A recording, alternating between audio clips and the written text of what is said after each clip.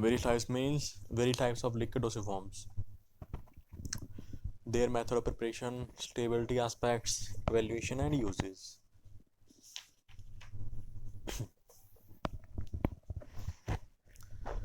So if we look at the introduction, so these liquid dosiforms are mostly preferred to children and infants who find difficulty in swallowing solid dosiforms. So no doubt they lack in the stability parameter of the active drugs, and they are very much popular amongst the prescriptions of doctors in lieu of their aesthetic properties.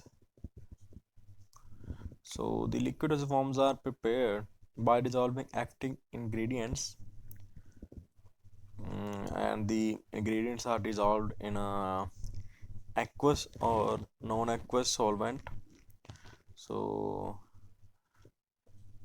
does by the suspending the drug. So if the drug is insoluble in pharmaceutically or therapeutic acceptable solvents, or by incorporating the drug into one of the two phases of an oil and water systems. So they have number of advantages and disadvantages. So advantages of liquid dosage forms: the drug is rapidly available for absorption, and they are the most suitable dosage forms for infants, children, geriatric, and for the mentally disturbed patients. So they are also suitable for those. Um, these are also suitable for those drugs which create irritation in GIT tract. So if they are given in the dry forms, example is bromides and iodides. So bromides and iodides, if they are given in dry forms, they can cause irritation in the GIT. So to avoid this, so these drugs are dissolved in aqueous solution, and they are given in the form of liquid dosage form.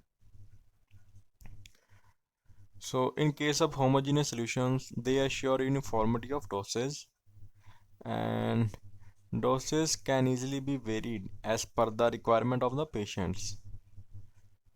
So bitter and obnoxious drugs, they can be given in sweetened, colored and flavored vehicles.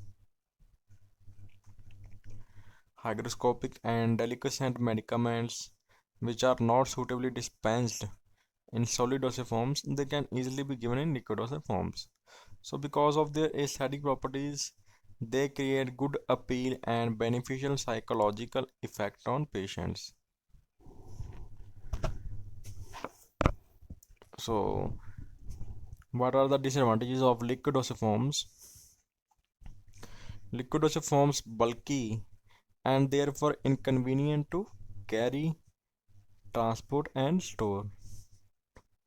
So the stability of medicament in ecosystem is poorer than if they were formulated as solid dosage forms, particularly when the medicament is susceptible to hydrolysis. So two incompatible drugs cannot be given together, as it is possible in case of solid dosage forms. So there are chances of variation in the doses since patients use the measure at the time of taking dose. So sometimes they might be in hurry and do not bother the accuracy of the dose.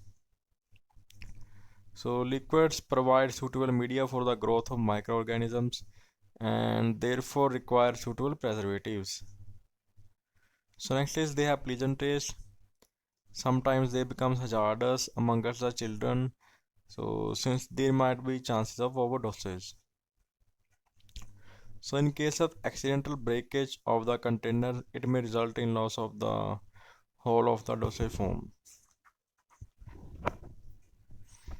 So liquid quasi dispersion, example is suspensions and emulsions.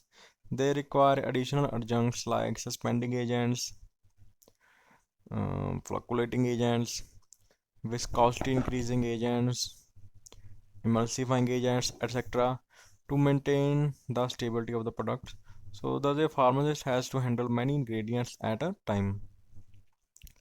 So they acquire large volume for one dose can compare to solid dose forms. So this increase the cost of transportation of liquids for the same number of doses of the solid dosage forms.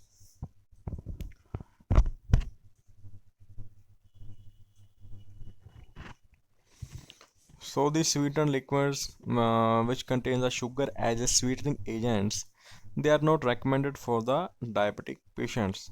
So sugar-free liquid dosage forms or sugar-free liquids, they can be recommended to the diabetic patients.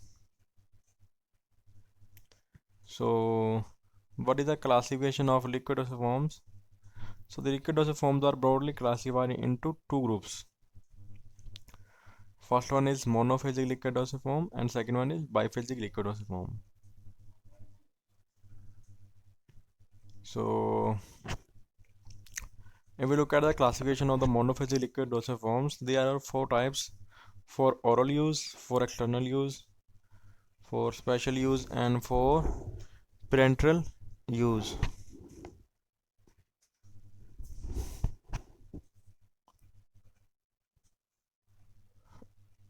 So the oral use monophasic liquid dosage form, they can further classify into the simple mixtures and concentrates, syrups, elixirs, drops, linctus, tinctures, spirits, and routes. And for external use, they can be classified into the lotions, liniments, and collodions.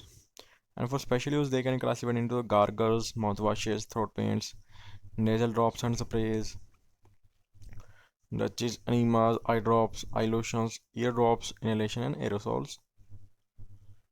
So now second, if we look at the biphasic liquid dosage form, they can be of the two types: emulsions and suspensions.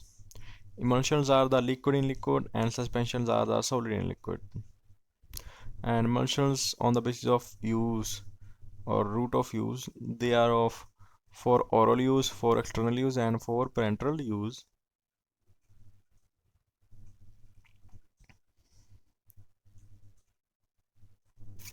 And suspensions for oral use, for external use, for ophthalmic use, and for parenteral use.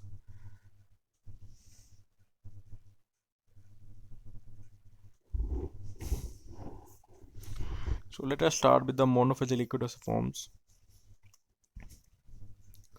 So as the word monophasic suggests that this system contains only one phase, no matter components might be minimum two or more than two. Henceforth, this can be defined as a homogeneous one-phase system consisting of two or more components. So one phase is a solvent and the other one is a solute. So solutes might be one or more than one. So in general, the solvent is present in the large quantity, but there are few exceptions like simple syrup IP, which contains 66.7% weight by weight of sucrose and 33.3% weight by weight water. So monophasic liquid dosage forms are the simplest form of presenting medication for rapid absorption of the drug. So they are dispensed for various purposes as shown in the above table, which is figure 5.2 in your book. So if we look at a definition and brief count,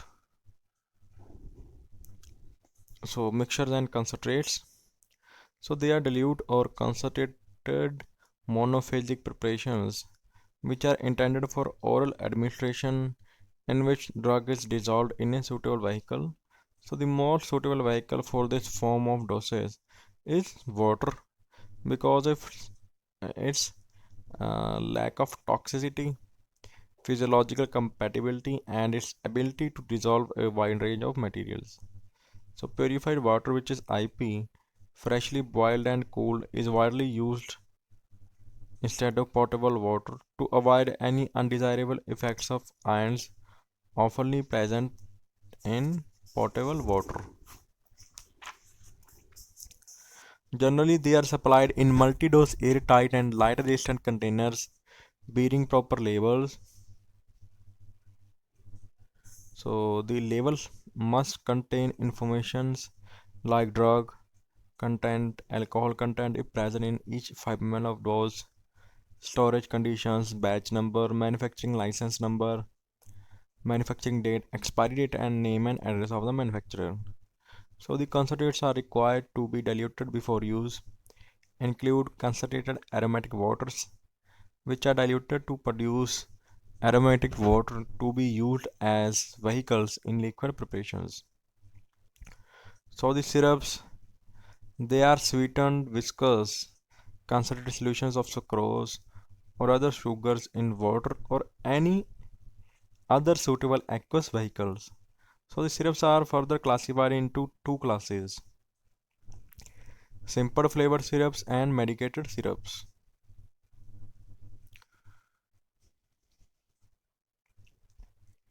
So in case of simple flavored syrups, when syrups do not contain any medicament but contain some aromatic or pleasantly flavored substances, these syrups are used as a vehicle for other liquid preparations to mask the disagreeable taste of medicament.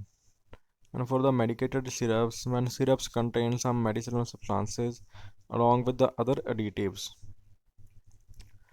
So simple flavored syrups are supplied in bulk volumes, while medicated syrups are supplied in small volumes and in airtight and light resistant bottles or other containers bearing proper labels. So label must contain all necessary information and discussed in mixtures. So third one is elixirs. So elixirs are the clear flavored sweetened hydroalcoholic liquid preparations for oral administration. So the percentage of alcohol varies from 4 to 40%. So they can be further classified into two classes. First one is non-medicated elixirs and second one is medicated elixirs. So in case of non-medicated elixirs, when elixirs do not contain any medicament but contain some aromatic or pleasantly flavored substances, so these elixirs are used as vehicles for other liquid preparations. Second one is medicated elixirs. So when elixirs contain some medicinal substances along with other additives.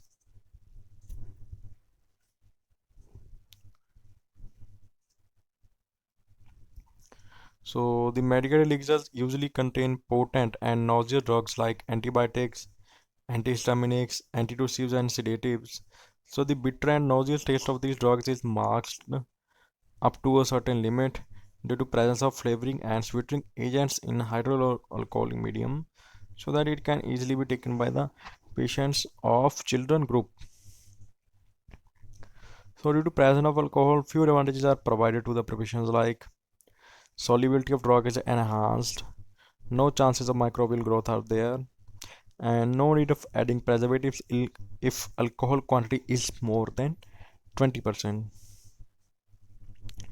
So if pharmacists think that a particular dose can not be provided to the patient due to lack of drug solubility in syrups, so he can go forward for the formulation of elixir for the same drug.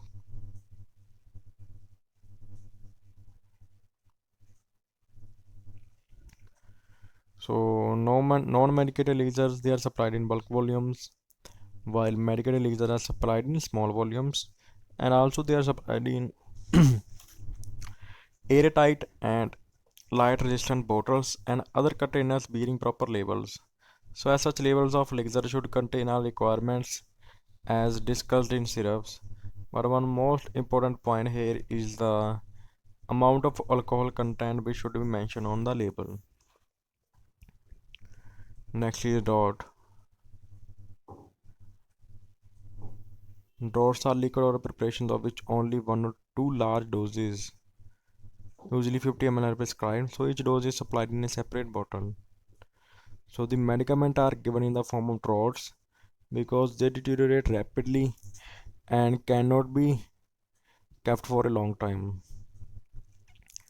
So patients are advised to discard if it is not consumed within a required period. Usually expiry periods of drops is 1 or 2 days.